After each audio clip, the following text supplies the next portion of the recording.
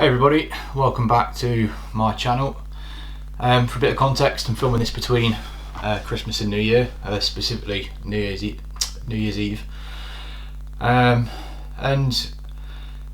coming into January 2022, the Canon 1DX Mark III is going to be celebrating its second birthday. Now, I was quite late jumping on the bandwagon for the 1DX Mark III. It was a camera that I've had my eye on since its release date, and the pretty extraordinary price tag was something that was massively off-putting, as it would be to most people who aren't professional users or aren't sponsored by Canon.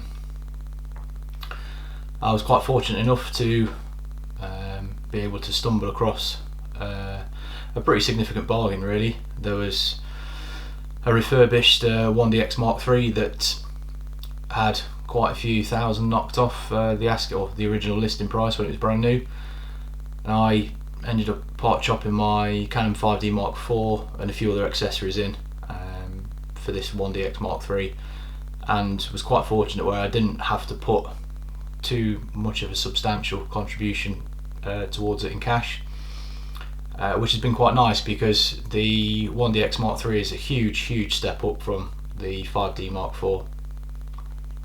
Now, in this video today, I'm going to be taking you through the videoing setup that I use for YouTube.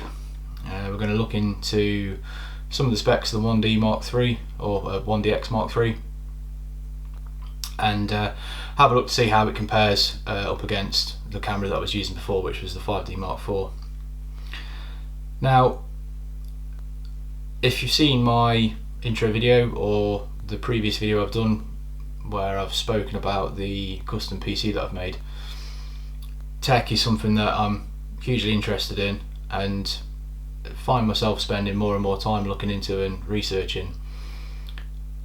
One of the things I've seen online, or one of the topics I've seen online should I say, regarding the 1DX Mark III is there seems to be quite a lot of negativity towards it from more, I don't want to use the term professional YouTubers, but more well-known YouTubers, let's say, where they were hating on the fact that they'd removed the conventional low frame rate 1080p video settings. Now, my opinion on that is maybe a little bit controversial in some people's opinion. At the end of the day, if you're going to go and spend £7 on a camera, which is what the list price of the 1DX Mark III is, even now 2 years after it was released, then you should be aware of the settings and the specifications of the camera. It was something I looked into a hell of a lot, and you know, the low frame rate 1080p video settings wasn't really something that appealed to me anyway. I wanted to shoot everything in minimum 4K, preferably 4K 60 frames per second, but you've also got the option with the 1DX Mark III to shoot in 5.5K RAW, which is, don't get me wrong, it generates massive file sizes that are quite difficult to handle, and you will need a powerful computer to be able to do that. But for me, you know, Canon have released the 1DX Mark III is their flagship camera. You know, even regardless of all of the mirrorless cameras that are now becoming more and more popular, the 1DX Mark III is Canon's top of the range business end camera. And you've got to think to yourselves, if they're marketing a camera that's £7,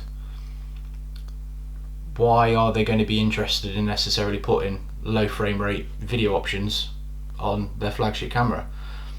They're going to be going for the high end stuff, and I think at the time when the 1DX Mark III came out in January 2020, they were one of the, you know, the leaders in the really high resolution video settings. Okay, you've got, don't get me wrong, you know, you've got your red cameras and you've got your high-end Sonys, which are comparative price points, but the Sony's a mirrorless camera. It's not got as many features as what the 1DX Mark III has got, and the red cameras are specifically built for video. They're not a combination of DSLR, you know, actual cameras, you know, and the 1DX Mark III has got the option where you can also use you know, use it to take pictures, whereas the red cameras and whatnot are, you know, more predominantly focused towards specifically shooting video. Not to mention products like the Red cameras, you need to buy thousands worth of accessories to be able to get to the point where it's a usable video camera. The 1DX Mark III, okay, granted, yeah, you need a lens, but everything else, it comes out the box ready to shoot and ready to go. Now, my YouTubing setup is significantly better than most people's, but also could be significantly worse than other people's as well, obviously depending on the equipment you use. The setup I'm using at the minute has been sort of bodged together a little bit because I spent all my budget on the actual camera and didn't think about tripods or anything like that to support it with. So it's currently sitting on a Joby GorillaPod. This is the more beefy version of the knobbly, bendy GorillaPod that supports, I think it's up to about 5.5 kilos of camera weight, which believe it or not, my setup is probably getting on for the higher end of that. I use a Pro Media Gear VRC1 L shape, or I think it's a C shape cage that basically holds all of the ancillary parts onto the camera. So there's the microphone, there's the monitor, which is actually really handy when you're recording face-to-face pieces like this. It enables me to make sure that my face is in focus, and I can also monitor the audio levels as well on the monitor with the microphone that's built onto the cage. Speaking of microphones, I'm currently using a Rode, I don't know what model of microphone it is. It was one that I bought off Amazon. It was, I think, about 45 quid, so not overly expensive, but it's good enough for what I need it for. And the audio quality versus using it and using the built-in microphone to the camera is significant. That connects to the camera via a 3.5mm headphone jack, just slots straight into the side. Nice and easy to set up. There's no additional work that's required. There's no balancing of audio that's needed.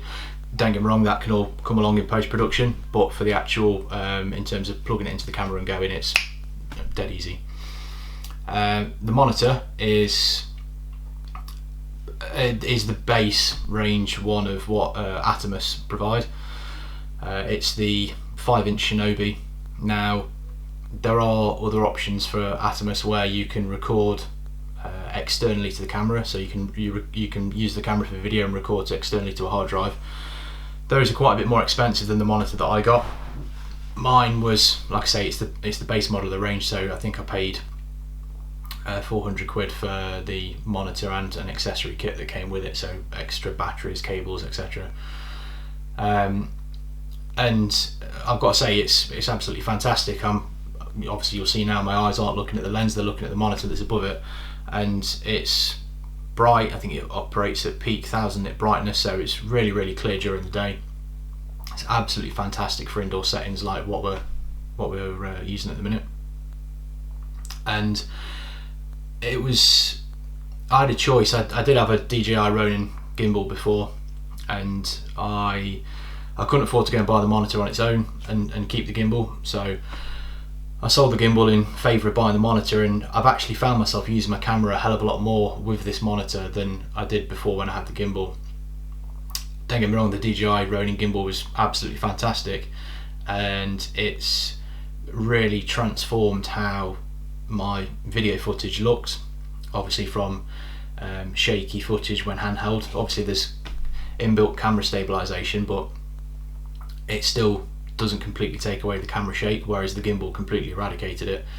But I just found it was too heavy, it was too cumbersome, it was too bulky to really take anywhere to use, particularly if you're going out for the day anywhere.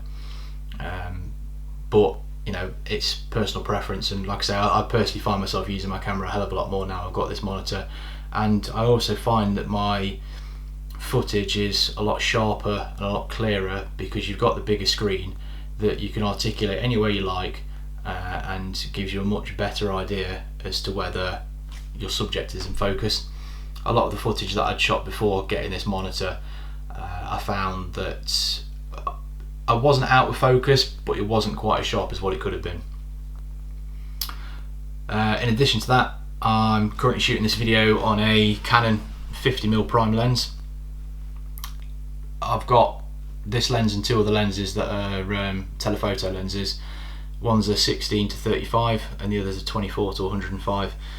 Now obviously different focal lengths have a different effect on how they make the human face and they make the object of the video appear. My personal favourite lens for shooting is this 50mm lens. I find I'm not going to use the term photogenic because I'm far from photogenic, but I personally prefer the way that the 50mm lens makes subjects look, particularly people and particularly me when I'm recording piece to camera videos like this.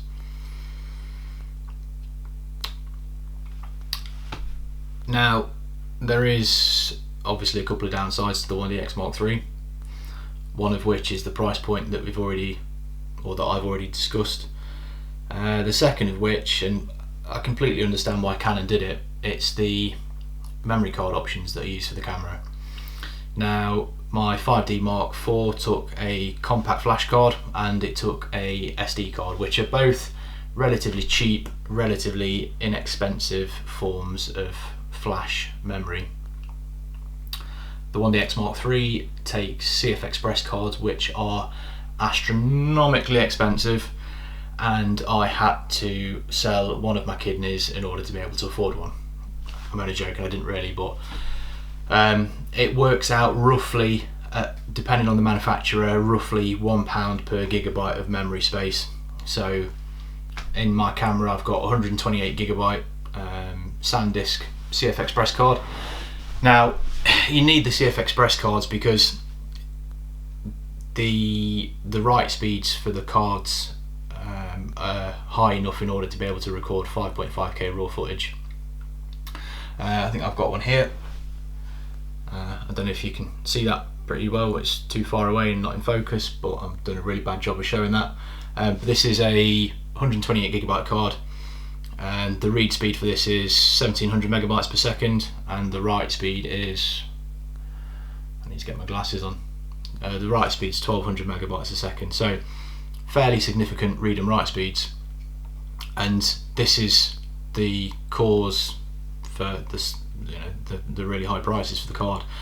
When you look at it, I've got a 128GB card and I've got a 512GB card in the camera at the minute, so you're talking getting on for 800 megabytes, 800 gigabytes of memory card, and that equates to getting on for 800 quid of tangible cash, which is a bit of a pill to swallow, and all in make the if you were going to go out and buy this camera from scratch and pay full retail price for it, you're not going to be getting a lot of change out of 10 grand in order to be able to get a usable photographic video setup. Never mind a if you were looking at buying this as looking to set up as a videographer, you're going to be needing to spend a fair few thousand in order to be able to get a usable kit.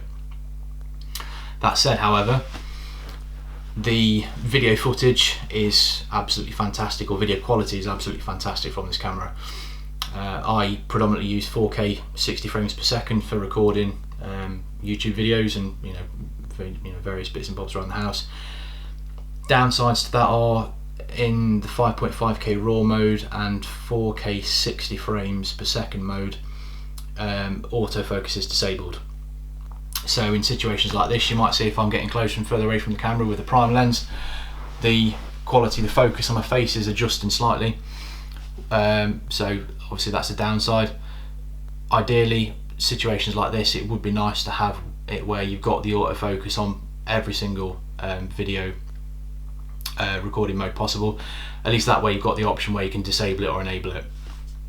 Personally, I prefer it to be enabled because, like I say, if I'm moving, I'm sat on the floor at the minute, so it's not the most comfortable place. But I'd like to make sure that my head was perfectly in focus, whether I move from the camera, move to the side, move forwards, backwards, etc. So it's not without its faults, but from coming from a 5D Mark IV user to a 1DX Mark III user, it's night and day different. There's a lot of people that I've seen out there on the internet that are asking the question, is it worth the money? Should I get one? Shouldn't I get one?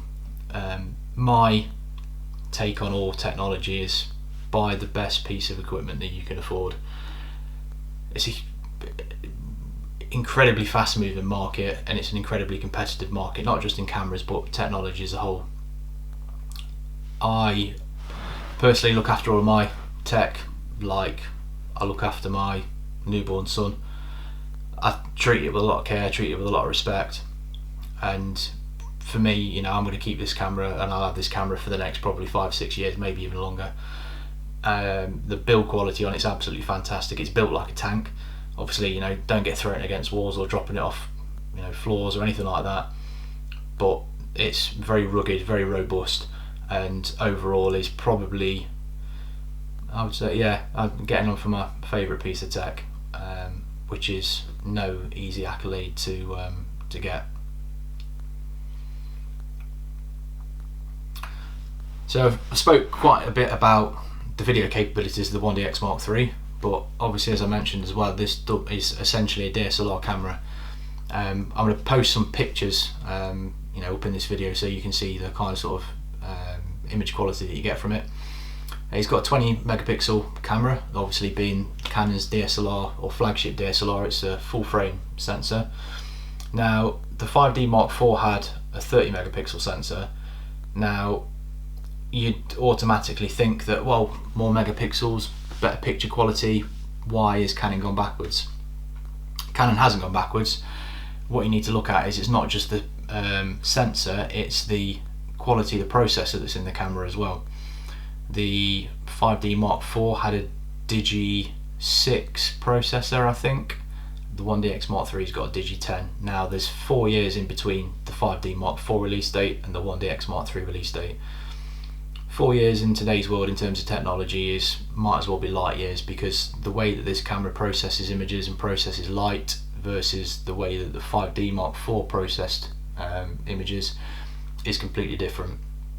It's far superior, and I also find that when you're shooting in Canon log, you end up with much more post-production capabilities on the 1DX Mark III versus the 5D Mark IV. And like I say, this camera for me is an absolutely phenomenal piece of kit. I just wish that I could record videos well enough for YouTube that are good enough to do it justice. Now, obviously that will come in time, and I also wish that I'd be able to have far better editing skills for the post-production than what I've currently got, because I really do feel at the minute that I've got the kit to do the job, but the only part that's letting it down is me, which is something that definitely needs to be worked on, and something that I intend to spend a lot more time and a lot more effort on in 2022. So that's probably should be it for this video today then, guys. I apologise, this video again, like most of my videos, I intended to be fairly brief, but it's probably rumbled on for well over 10 minutes now. If you've enjoyed hearing me talk about my camera and, you know, talking about my passions for technology again, give the channel a like, give me a subscription. Until then, I'll see you guys in the next video. Make sure you have a happy new year. Best wishes for the year to come. Until next time.